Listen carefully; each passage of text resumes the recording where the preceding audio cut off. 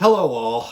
I've been asked by some friends and colleagues to provide my jaded, bare bones, brutally honest commentary on the sad but predictable debacle known as the 2021 Dallas Cowboys season. So, in the spirit of fun and to just give a good old fashioned, raw, reactionary rant, here are my thoughts.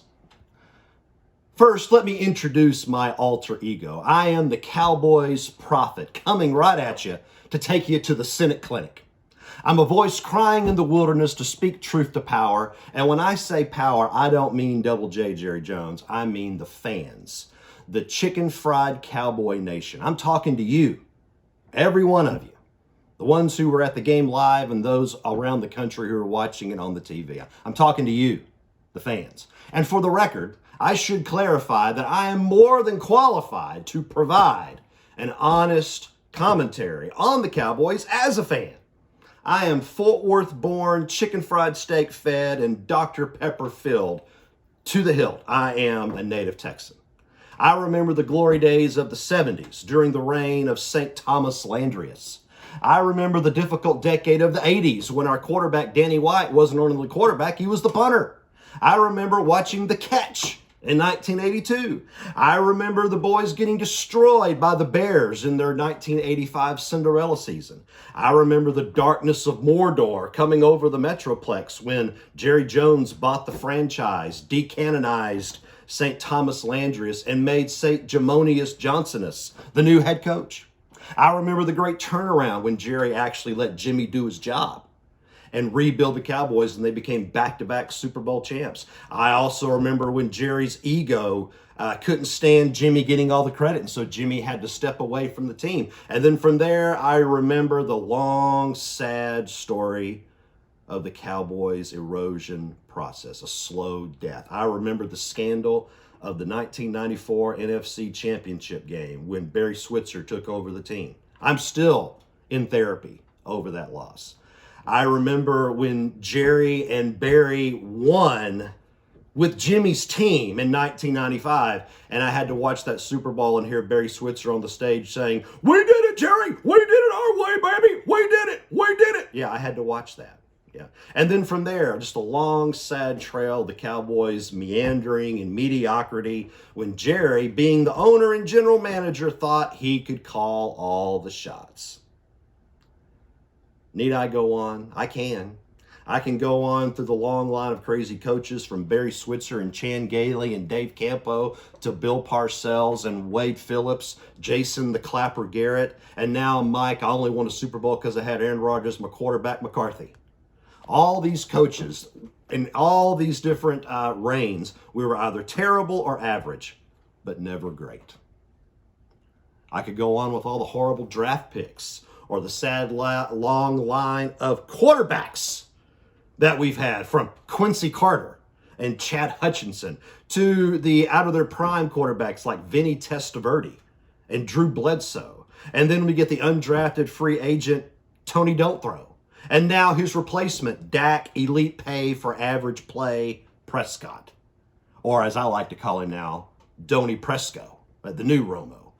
So I can just go on and on. I am a fan. I'm qualified. I can talk to the fans. So all that being said, here's the thing, guys and gals. The one common denominator is no matter which coach you change, which player you start, or how pretty your stadium is, everything remains the same because the owner will never fire the general manager. Everyone knows it. Stevie Wonder, Ronnie Millsap, and Ray Charles can all see Jerry is the problem, but nothing will be done about it. So why is everyone shocked and upset when the Cowboys lost last weekend in the first playoff? The only difference in that loss was, hey, they made history. They set a new NFL record for 11 straight playoff appearances without reaching the conference title game. Way to go, Cowboys. Maybe next year. Look, Cal Sheep. This year, let's just be honest. This year, the Cowboys went 12-5. And of the 12 games they won, only 5 were against teams with winning records. And two of those wins were against the Eagles, and one of those games didn't matter because it was the end of the season. The Eagles were playing their third and second string. It didn't even matter. And two of the teams they beat that went to the playoffs, the Patriots and the Eagles, they both got demolished in the playoffs. So, all that happens. Then the Cowboys get a home game against a 10-7 Niner team. And they get outclassed and outpassed and out-hustled and out-muscled. I mean, when you watch that game, Amari was on safari, CD was a little lamb, Zeke was bleak, the O-line couldn't block a game in Red Rover, and there are players in our secondary that can't cover a mattress with a sheet. And please don't blame the refs. Blame a mediocre, overrated team that is run by a general manager that should have been fired years ago.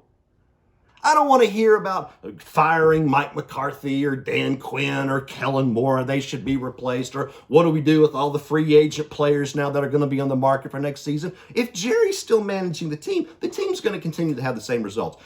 Earlier this year on HBO Max, there was this Hard Knocks series on the Cowboys training camp. And there's a scene in one of the episodes where Jerry is at his desk and he has a McMuffin from McDonald's. He takes off the biscuit and he puts salt on the sausage. Do you know how much preservatives are in that sausage? And he puts salt on it anyway. What kind of man does that? I'll tell you what kind of man does that. A man that doesn't care. A man that's going to get what he wants, however he wants. He doesn't care about whether fans are upset. He's all over local radio stations around here in the Metroplex talking about how upset he is for the fans. He's not upset. He's not. Why? Because he's not going to fire himself to help the team be better.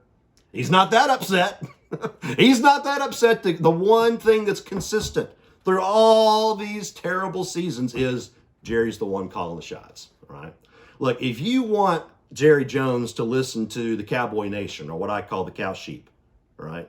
The ones who actually still have hope, right? If you want Jerry to listen, this is what you do. You make every Cowboys home game an away game.